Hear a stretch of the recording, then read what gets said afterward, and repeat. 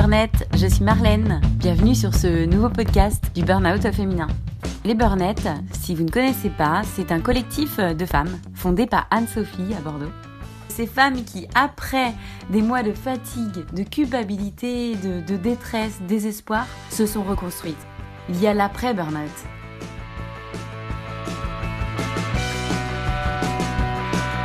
Juste un truc avant de lancer l'épisode. Si vous ne connaissez pas cet oiseau rare qu'est la burnette, bon, j'annonce la couleur. Avec nous, c'est sans filtre. Ça peut partir, exploser dans tous les sens. Il va y avoir de l'énergie sur les ondes. Un burn-out, c'est très violent. On se souvient tous, pour l'avoir vécu, de ce jour d'effondrement. Ce jour où le corps a dit stop. Le corps lâche.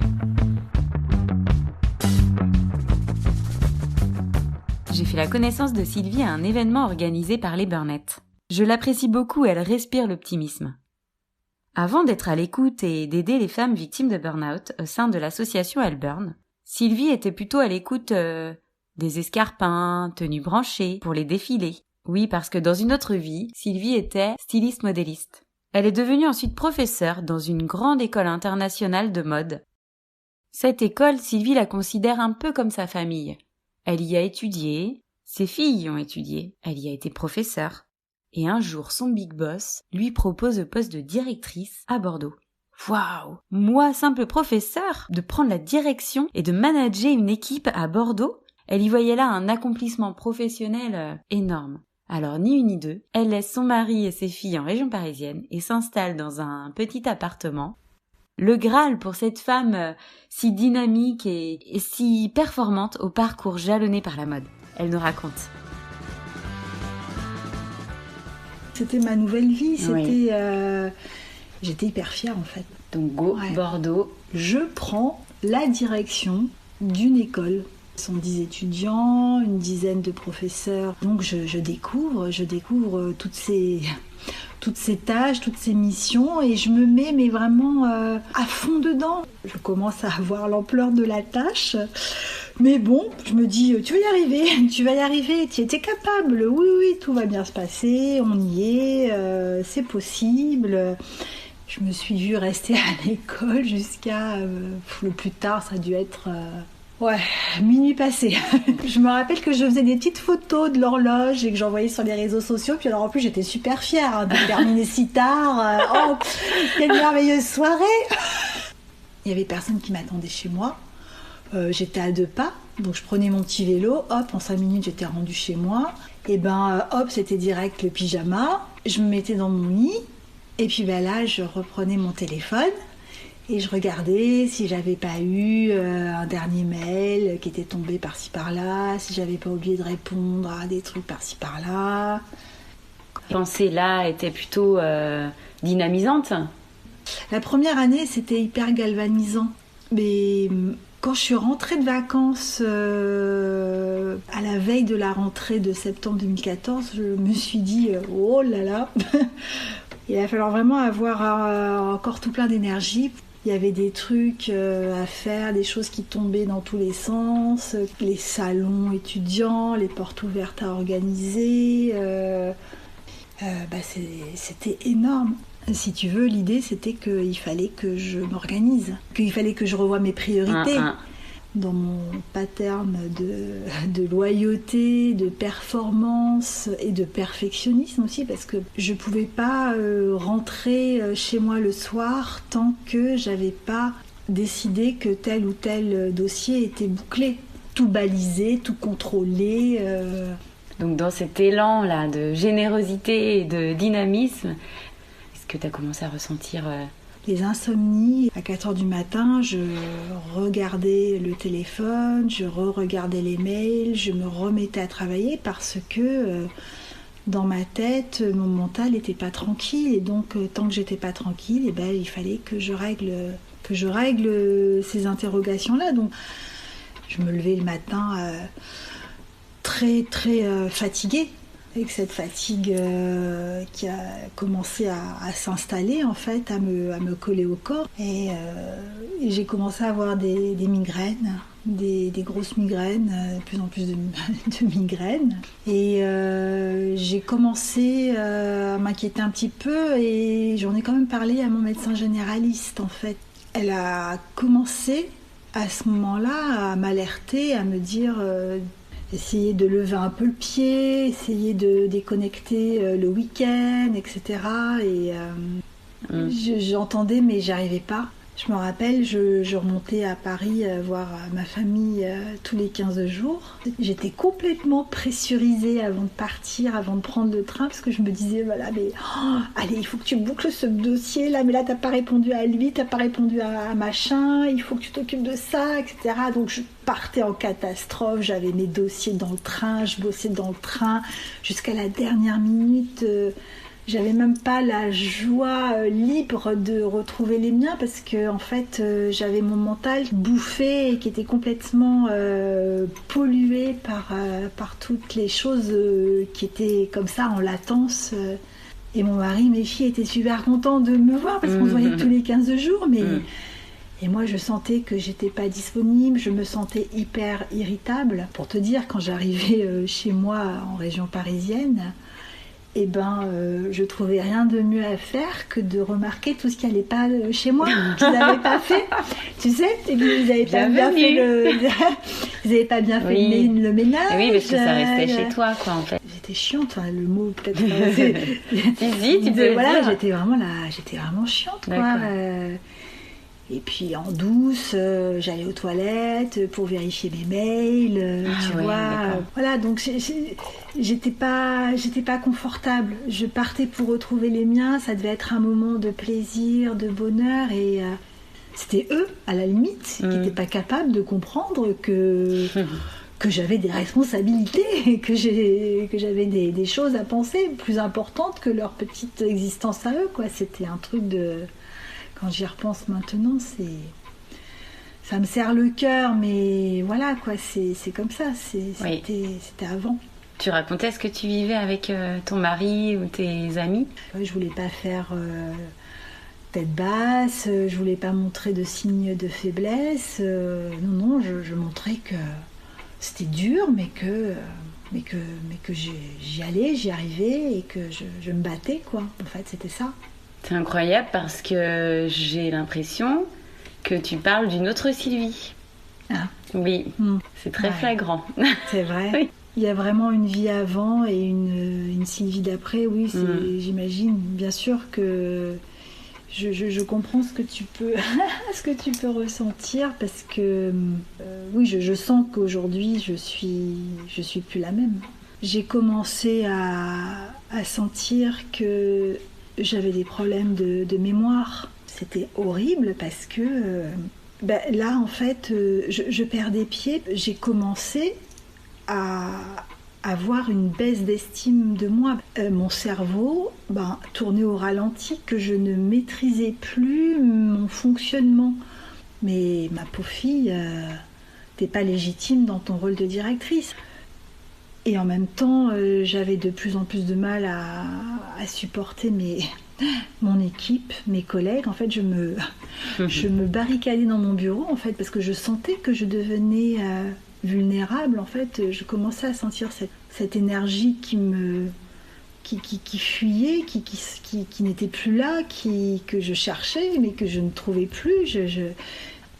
Un matin, j'ai eu un entretien à Paris qui s'est très très mal passé pour la première fois depuis 2013. Ça m'a complètement poignardée, quoi. Quand je suis redescendue de Paris, j'ai pris le train, je me suis assise dans le train et puis là j'ai senti mon nez, ma gorge, mais qui d'un coup qui ont commencé à me brûler. C'était horrible et je me suis dit mais qu'est-ce qui se passe là? J'ai une rhinopharyngite de l'extrême qui m'arrive. Bon, je me suis fait arrêter. Les vacances de Noël se sont passées. J'étais pas bien, j'étais fatiguée, j'étais triste.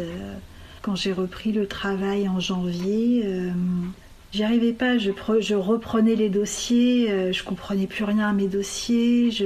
Et puis un matin, une semaine après avoir repris, et quand j'ai posé le pied par terre, en fait, j'ai été prise mais de vertige comme je n'avais jamais eu avant, quoi.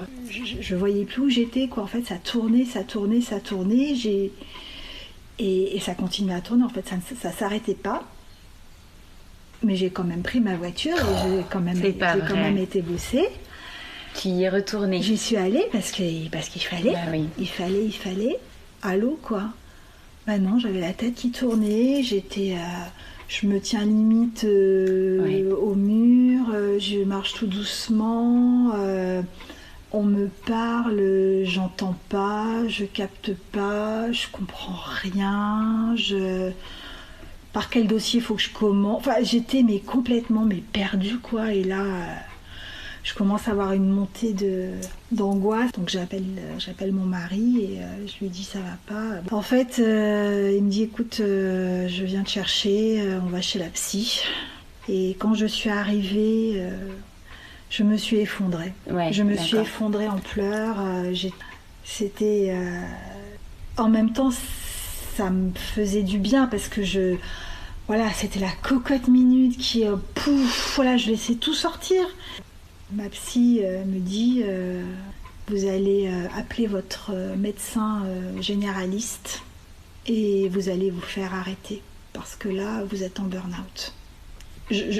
J'entends de temps en temps ce qu'elle me dit, je me dis mais je peux pas, c'est pas possible parce qu'en plus j'ai un rendez-vous tout à l'heure avec un étudiant que je dois recruter, je peux pas. Et moi je lui dis mais je continue toujours sur ma lancée. Elle me dit mais Madame Fage-Galtier, ce que vous n'avez pas compris c'est que vous n'allez pas y retourner. On va vous arrêter parce que vous êtes en burn-out, mais vous n'y retournerez pas. Et alors quand elle me dit ça, pour moi à ce moment-là, elle me parle complètement chinois. Je me dis mais elle délire, elle délire complètement. Et donc je me suis traînée parce que en fait j'étais mais je sais pas comment t'expliquer. Il y a la carapace, le corps. Exactement, t'es pas dans ton véhicule en fait. Voilà, c'est ça. T'es complètement séparé entre ton mental et ton corps. C'est deux choses différentes et t'arrives pas pour les moments à les synchroniser en fait et tu contrôles plus. Elle m'a pas dit tout de suite en fait que ça allait être très long. Elle me le dira plus tard.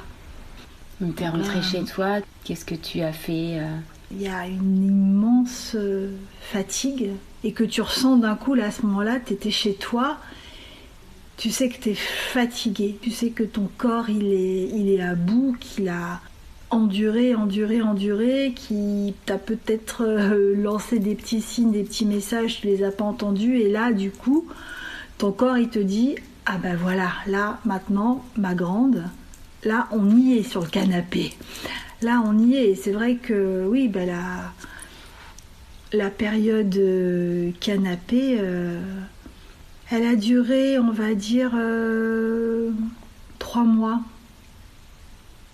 La période où en fait t'as envie de rien.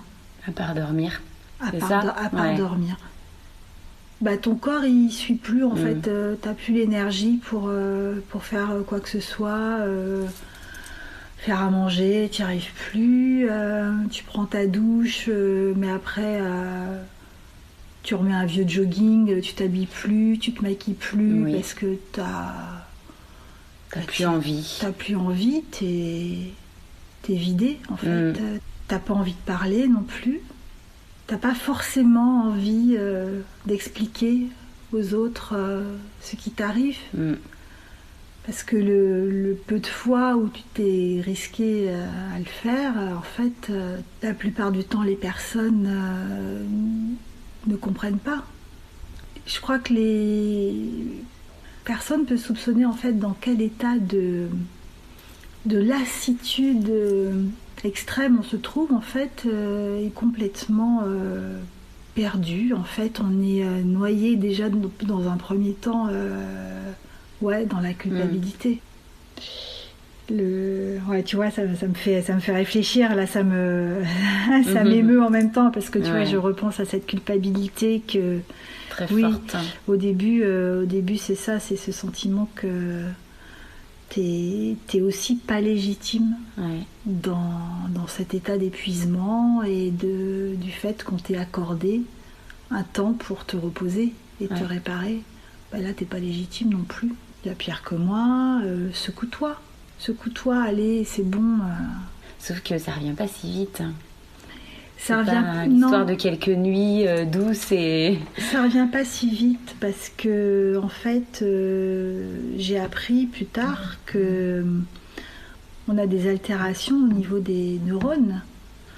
C'est pas une simple fatigue passagère, c'est que véritablement, en fait, il se passe quelque chose d'un point de vue neuronal, neurologique. Tu vois, c'est-à-dire que dans le cerveau, l'influence extrême de ce cortisol que le corps envoie pour justement lutter contre le stress, ce cortisol, en fait, il va venir endommager les synapses, nos synapses qui permettent en fait le voyage de nos neurotransmetteurs. Et c'est pour ça qu'on a des problèmes de mémoire, de réflexion, d'anticipation, Le mot burn-out, il n'est pas là par hasard. En fait, il est vraiment significatif d'un syndrome qui est présent au niveau du cerveau. Eh bien, ces synapses, elles vont mettre un temps énorme à se régénérer, à se réparer. Voilà, ça prend énormément de temps, alors plus ou moins en fonction de pendant combien de temps on a subi cette douche de cortisol, en fonction peut-être de l'âge aussi. Notre corps est plus ou moins apte à se reconstruire après tout ça. Mais c'est très long. Et en fait, ce sentiment d'être devenu un peu neuneux, en fait, on a l'impression d'être un peu neuneux, même quand on est avec les autres, on n'arrive pas trop à discuter, à être dans la pertinence, perd le fil de raisonnement, on a même des fois limite la flemme de parler, on a même aussi parfois des problèmes d'audition, parce que ça va aussi jusque-là. Notre cerveau n'est plus capable de mettre certains sons en sourdine, donc on a de véritables altérations cognitives. On ne sait pas, et c'est ça je pense que la prévention, elle est là avant tout, c'est de savoir que véritablement il se passe quelque chose dans le corps. C'est dangereux. C'est dangereux. Mais oui, au Japon, il y a même ce qu'on appelle les karoshi, c'est-à-dire que ce stress, ce cortisol, d'un coup, il provoque des AVC, des arrêts cardiaques. Ouais, mais oui, ça ne me surprend pas. Tu vois ? Et le stress, c'est une espèce de truc acide qui va brûler tout un tas de fonctions dans notre corps, mais on n'a pas idée à quel point. Et alors tu vois, quand on parlait de la période où on est sur le canapé, où on peut plus bouger, où on peut... En fait, ce qui se passe là aussi, c'est que comme ton corps a envoyé ce cortisol qui normalement est l'hormone qui nous permet de mettre le pied par terre le matin et puis d'avancer, et bien là, du jour au lendemain, il n'y a plus de cortisol parce qu'il en a tellement donné, il a tellement inondé le corps H24 et ben d'un coup il n'y a plus de réserve de cortisol dans le corps et pouf, on ne peut plus rien faire, il n'y a plus d'énergie, énergie zéro, on est cramé. Exactement. Bon, tout s'explique là, hein. C'est terrible. Toi, donc la période canap, comme tu disais, comment ça s'est passé? T'as repris goût de quelle manière au bout de 3 mois là? Qu'est-ce qui a fait que... Je crois que tout a redémarré du moins, le jour où j'ai vu cette annonce pour une conférence sur le thème du bonheur. En fait, c'est quelqu'un qui a interviewé un nombre incroyable de personnes en leur posant cette question. Et pour vous, le bonheur, c'est quoi? D'accord. C'est Julien Perron. Je suis allée à cette conférence. Et cette conférence, elle m'a traversée parce que il y a eu des témoignages de gens justement, qui donnaient leur propre définition de qu'est-ce que c'est le bonheur. Et toutes ces définitions, elles étaient, je trouvais, merveilleuses. Et je suis sortie de cette conférence, j'avais quelque chose qui résonnait en moi sur justement cette quête. Waouh. J'avais ce truc en moi d'un coup qui s'était un petit peu rallumé et qui vibrait et qui me disait c'est ça aujourd'hui maintenant, ton chemin. Et de ce jour-là, je n'ai eu de cesse que de trouver des réponses. J'ai cherché beaucoup de choses, j'ai fait beaucoup de recherches sur cette définition du bonheur. Le développement personnel, c'est quelque chose auquel je m'étais intéressée il y a longtemps et j'ai renoué en fait avec cette envie de chercher et de me grandir et de trouver des choses qui me faisaient du bien. Il y a eu comme un écho en moi dans ce qu'elle disait parce que ça résonnait mais complètement et j'ai adoré ça. En parallèle de ça, j'ai commencé à pratiquer la méditation en pleine conscience. Donc en fait, la seule chose qui compte véritablement, c'est l'instant présent. Donc cet instant présent, il est précieux. Et il est vrai. Et il est vrai. Cette envie de méditer, en fait, elle est venue de là. C'est-à-dire que ce corps qu'on a complètement ignoré, on va refaire petit à petit ami avec lui. Apprendre à l'écouter, à le ressentir. Ce corps, j'ai reconnecté avec lui aussi par la pratique d'activité physique. Oui, j'ai eu la chance de faire une découverte magnifique grâce à Charlotte, ma sophrologue et mon professeur de danse, NIA. Alors on ne sait pas trop ce que c'est que le NIA, on ne connaît pas bien, ça veut dire Now I am. Maintenant je suis. On est dans le thème. Et cette pratique de ce type d'expression corporelle, de danse, m'a permis de reconnecter avec mes émotions, de libérer ces émotions à travers le mouvement. Charlotte choisit des musiques sublimes, donc le corps se laisse aller facilement à exprimer tout un tas de choses. Et ça permet de sortir tout un tas d'émotions. On peut même crier, à souffler, à respirer, enfin à être vivant. Et ce cours de NIA, pour moi, il a été salvateur, essentiel. Et merci Charlotte. Et merci aussi toutes les belles personnes que j'ai rencontrées aussi. C'est des cadeaux, ces petites choses, en fait, c'est des découvertes et en même temps c'est des petits cadeaux pour se reconstruire correctement et bien se reconstruire, c'est d'arriver à identifier quelles sont les choses qui nous font du bien en fait, les choses qui nous font vibrer, les choses qui nous remplissent de joie, les choses qui nous mettent des petites étoiles dans les yeux et voilà, c'est tout ça en fait, c'est s'écouter. Les réponses sont là. C'est un long chemin, mais c'est un chemin... moi, je me suis véritablement découverte au bout de ces 2 années.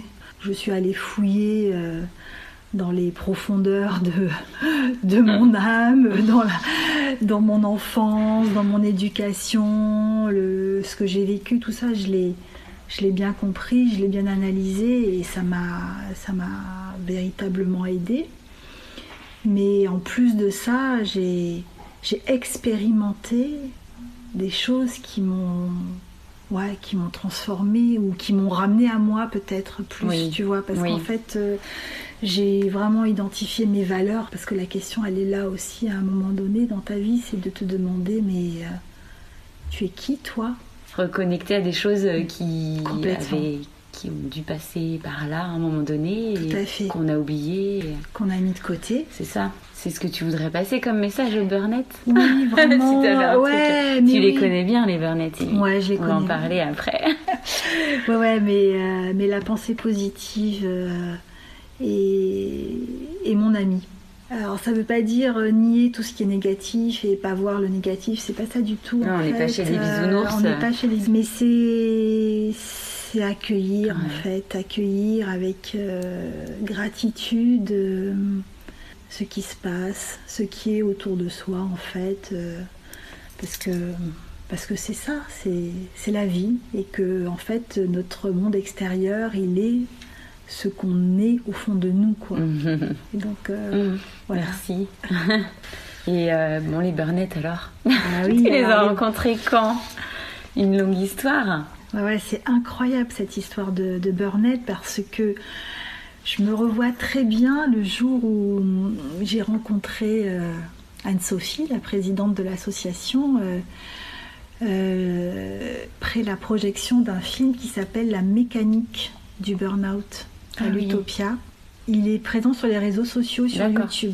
Et suite à cette projection en présence de la réalisatrice, j'ai découvert Anne-Sophie et qui exprimait son envie de monter une association, de faire quelque chose justement pour les femmes victimes de burn-out parce que il n'y avait rien à ce moment-là pour aider dans cette épreuve. Et on a échangé et le courant est passé tout de suite en fait.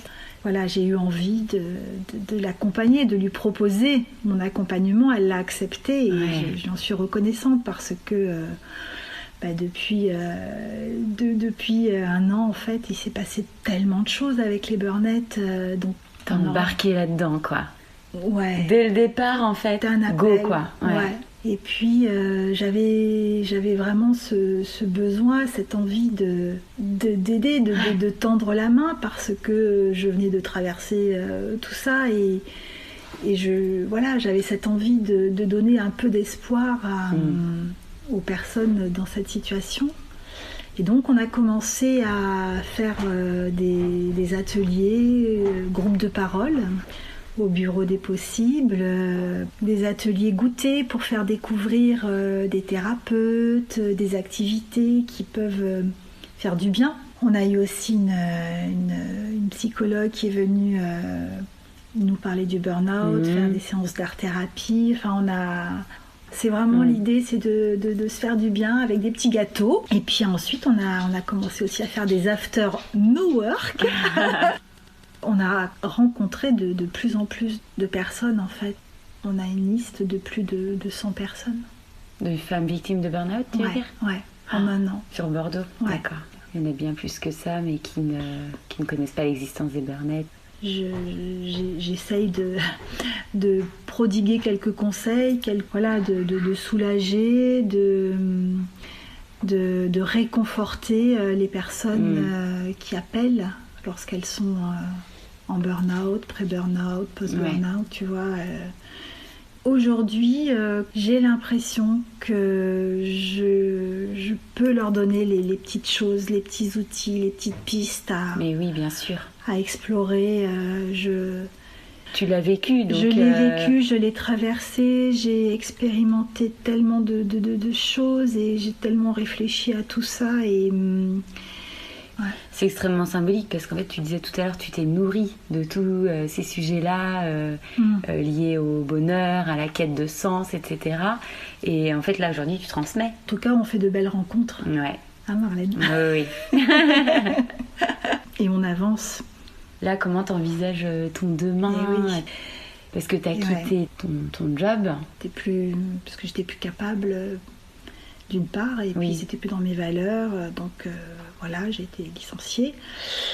En fait, j'ai accueilli mon inscription à Pôle emploi en cette toute fin d'année pour trouver en fait ma voie professionnelle. Je vais me faire accompagner par une association qui s'appelle Avarap.